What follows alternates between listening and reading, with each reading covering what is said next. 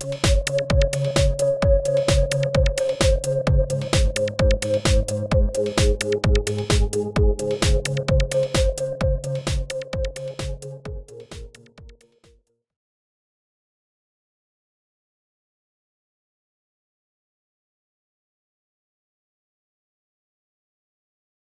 Rogers Arena, where the season ticket holders pay their money, and imagine their horror.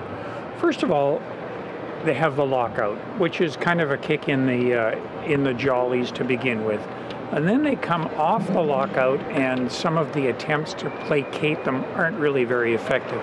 Some might argue that they are, but I think the majority of people feel that they're not. So now what happens? Suddenly they hear their general manager, Mike Gillis, saying, "Oh, well, maybe we're not going to be playing the up-tempo hockey that we thought we were going to play. Maybe you have to play a little bit differently now to win." So suddenly, instead of watching the New England Patriots offense, you're watching the St. Louis Rams offense. I mean, how do Vancouver Canucks season ticket holders feel hearing that news when even the general manager, the guy who is so front and center about wanting to play up-tempo, exciting hockey, has suddenly been seduced by the dark side and now wants to play kiddie bar the door? And then you get to the whole argument, do they have the right personnel for that? Are the Sedins the kind of guys you want to play check, check, check with? Well, clearly not. They're going to be the ones you're going to score goals with. But what about the rest of the roster?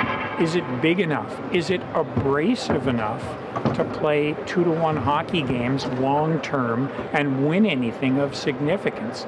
I think the answer to that question is no. I think with this team, it's play upbeat or forget about it. You got the Sedins.